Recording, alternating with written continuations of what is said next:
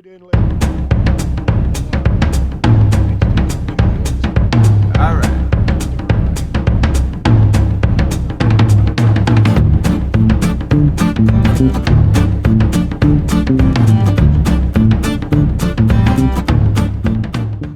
Do me a favor and subscribe and like this video.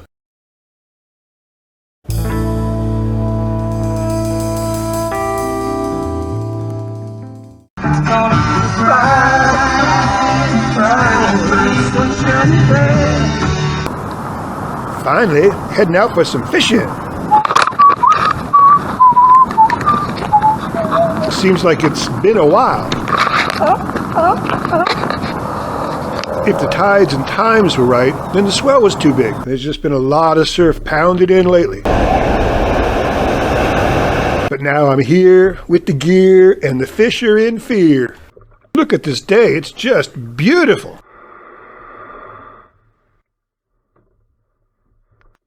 Brought my beef stick for a little shore fishing. Old backpack there holds all my camera gear and a big cooler on the bottom just in case I catch a nice fish. Hat's on right? I think the hat's on right. Okay. So, good morning. Out here at Morro Bay. Just crossed the channel in my kayak, as you saw.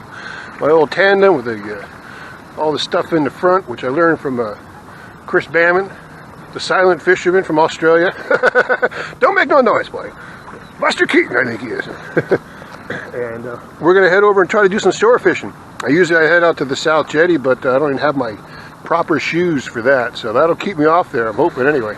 So we're going to go out and see what we can catch out of these nice waters. I mean, it is an amazing day out here. Epic. I think that's about it.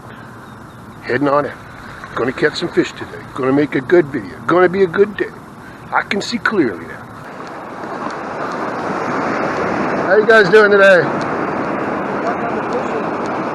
Thank you. That's the third or fourth time we've seen those old surfers coming back when I'm heading out to fish. How early do they get up? Good, how are you? I can't complain. Yeah, have a nice day. Did you get any good waves? Yeah, I saw a little boogie board action. Oh yeah, we've seen that before.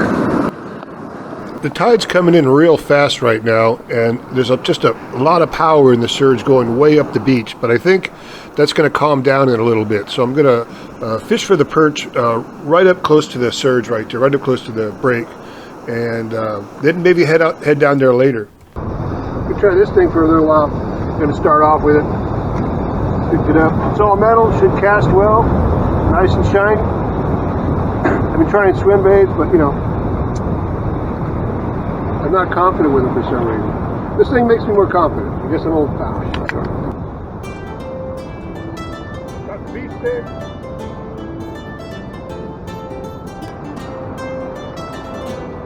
First cast with my new lure.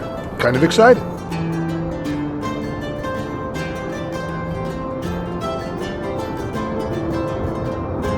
Then it goes bad. On my second cast, watch this. You can see the handle for my reel just fly off. Oh, there it goes. Funny is that was a bad cast, and I need to reel it in right away before the lure gets caught up in the rocks right in front of the jetty. But I can't. And so, yeah, it gets caught up, and I go get another reel. I have another one, another cranker, and so I just have to break it off. I tried to retrieve that lure for like 10 minutes.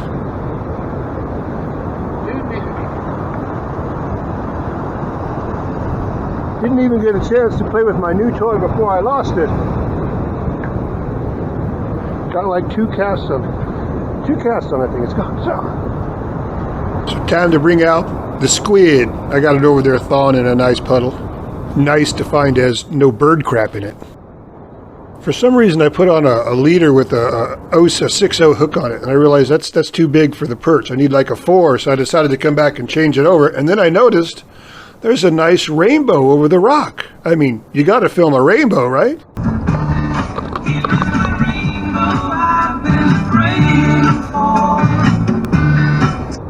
Speaking of rainbows, check out this one that I filmed at my house the other day. So now the plan is to go ahead and throw that out there and let it sit. Maybe I'll catch something. I'm going to set up my other rod. I'm going to set it up with the 4-0 hook on there, and so that I can go to the other side and fish that surge for a little perch. For a second there, I thought I saw that line move. Okay, back to setting up the travel rod. I've been trying to figure out what's the fastest way to pack it, strung or unstrung. While I'm messing with the travel rod, a couple young surfers come down. Looks like there's some pretty good shape out there. Yeah, looks like there's some waves. Be out there all alone. I know. Definitely some nice sets coming in. I hope I can get a couple shots of them surfing. Those are the only guys I've seen jump off the jetty and go out there and surf. It makes perfect sense. The waves are kind of mushburgers here. You can see them backing off. Back to the fishing. I'm watching the pole, and it's kind of pulling in slowly, and I'm not sure if it's the swells or what. It's kind of a weird activity.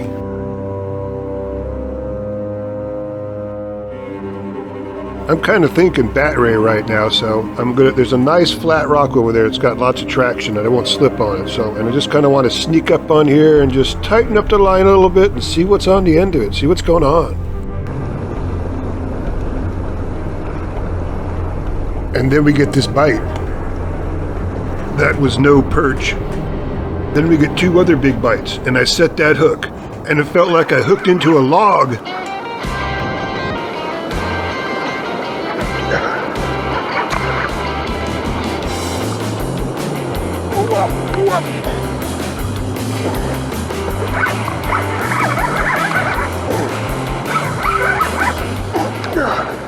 It's taking two hands to hold this thing. I'm worried it's going to swim over to the jetty here and break the string. I'm holding with all of my might to keep it out of there.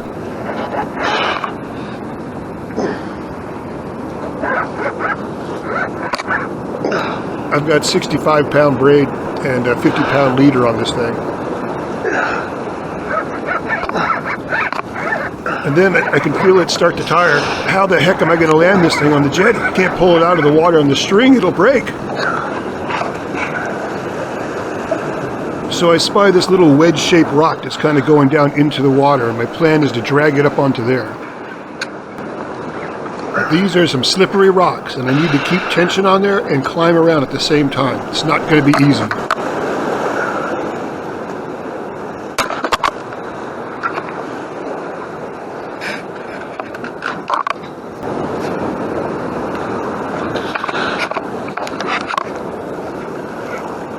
Stay there, buddy. A slow-mo glimpse here.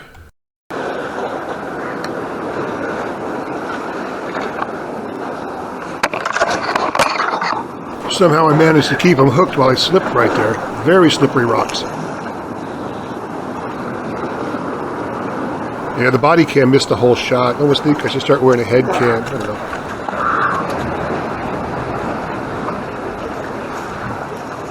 I can't get any closer, so I have to pull him up by the leader. Those lips just aren't right, but you can see I hooked him very well.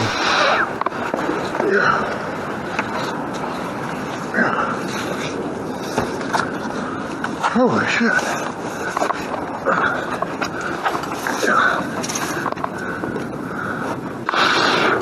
My line gets stuck on the board right there, and I can't move forward, and then the leader breaks on the fish. I'm afraid it's going to slide down into a crack, so I hold it there with my foot while I get my pole free.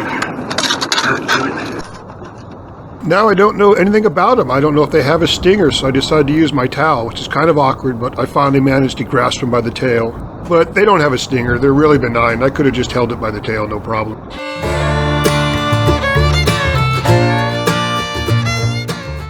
Now I'm not sure what to do. You know, I kind of want to eat them, you know. Should I have ate them? Let me know if you think I should have ate this thing. But finally I decided it's too big. I don't have it's just so much meat. If you look at this thing, the tail is huge. So I decide I'm going to put him back. And he's pretty lucky because shark is tasty.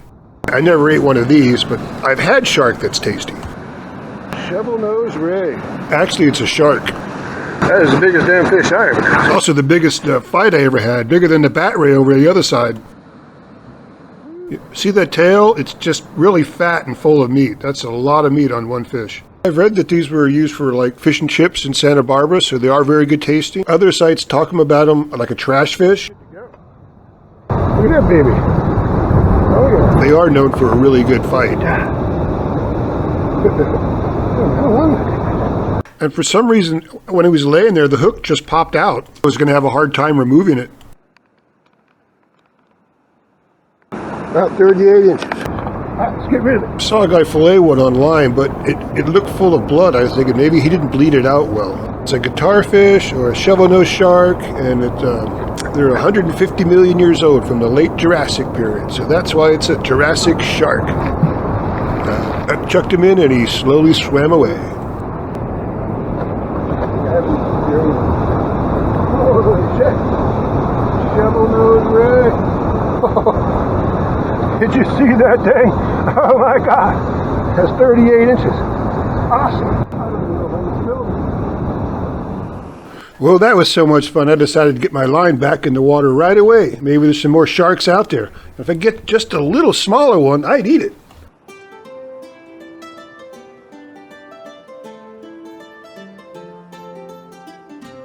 And almost immediately I do start getting bites, but you can see they're little tiny bites. They're nothing like that shark bite. That was crazy. That kind of little nibble is reminiscent of our little friend, the jack smelt. Or perhaps some perch, but there's no surge out there, so I doubt it.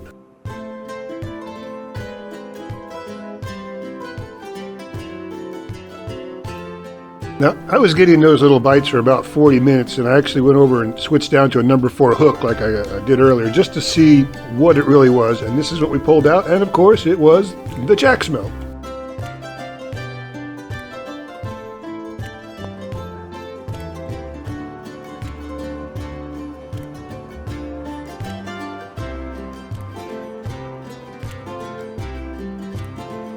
I've seen people cut these into long fillets and put them on their hook and use them for a bait for bigger fish. I might have to try that one day. That's what I thought was still. I put a little tiny hooky on. That's what gets you. Now it's a flying fish. Woo!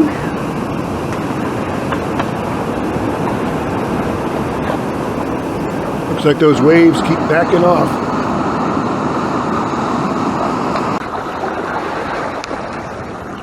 So I did manage to get this pole all geared up, and so I decided to go down the jetty and see if I could catch a couple fish. This snag was kind of a suspicious snag. There was no way to get it undone. I had to try to go out on the water's so calm I could just get out there and get on that rock. So I tried to go out there and release it, but I still couldn't get that thing done. So I ended up breaking the line there too. Now I've been out there fishing 4 or 5 hours or so, and of course I had to get up and yak over. It was all great fun. But kind of tired. I think I'm going to take a little break here, eat some food, and then I decided I went out, took a little swim to cool down, and on the way back in, I was going to get some sand crabs there for perch bait, but I couldn't find. Usually you could find like really loose areas with lots of crabs in them. That's probably right where the fish are, but I couldn't find any, so I didn't get any bait for perch. And decided to go on. Head back to the South Jetty. Can you believe it?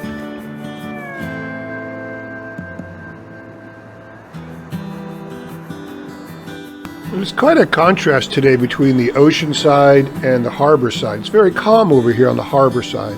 So I went out, I didn't even go past the bend. I found this hole. It's a very deep hole. And if anything's like 5 or 6 foot deep like that, well protected, I figure there's going to be a fish in it. But I stuck the line down there. Didn't get any bites. I went back to fishing out there.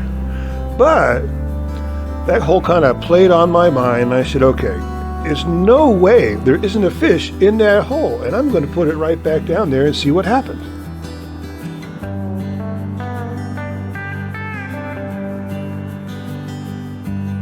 And this time, we start getting bites right away.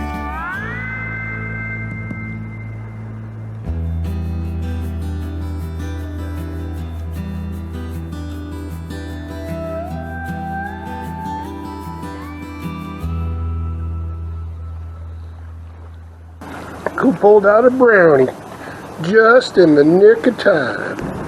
Nice one too. Going to be perfect for dinner. All right. Woo. That is just so nice. What didn't we catch today? Jack smelled, shovel-nosed ray. Now look at that beautiful brown rockfish. Get that baby home. My last chance to film a surfer here. Looks like a nice wave. Come on. Paddle it up, buddy. Paddle it up. Come on. Come on, come on, come on. Just don't say, just don't break. Stop at our usual rock to flay our fish. Someone left a nice board there. I thought, hey, a nice cutting board. But oddly enough, no seagulls around. They must be out at sea.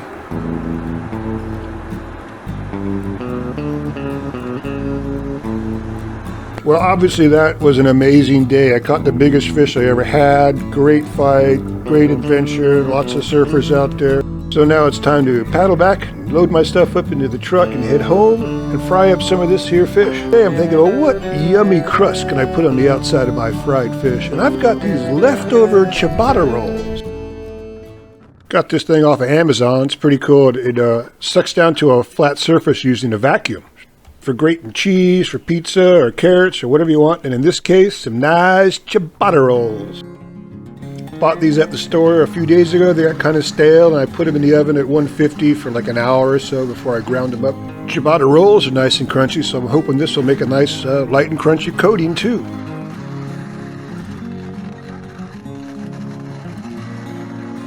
This ciabatta roll was still a little soft in the middle, but I just worked through it and it still made great crumbs. Some people like fresh bread crumbs. Those crumbs came out very nice. And here's my brown rockfish fillets. And then of course you just need a few squirts of oil in the pan. I like to add a little chicken fat in there. I get that from when I make chicken thighs. I'll put them in a frying pan and you get a buildup of liquid and you just keep collecting that liquid. You'll get that, it's delicious. We'll need 1 egg whipped up to use as glue. Then we'll need like a cup of flour, maybe like a teaspoon of salt in there, and then some pepper. Just going to keep the spices simple today.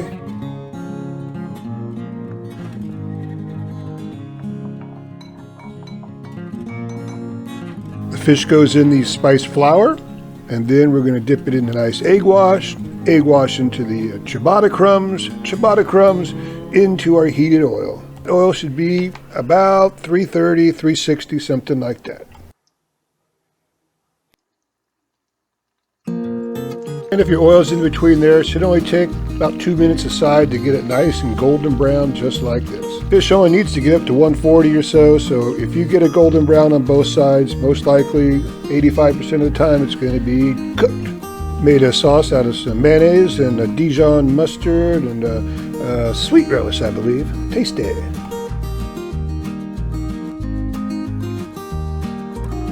Okay, now for the taste testing. You can see this fish is light, white, and flaky, and certainly looks all crunchy and delicious. Well, that was definitely tasty. Maybe not as good as panko crumbs, but definitely tasty.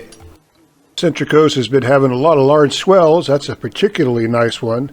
I don't usually get out there on those. I get out at least once a week anyway, just to ride either some small swells if they're there, or ride the reform on some big swells.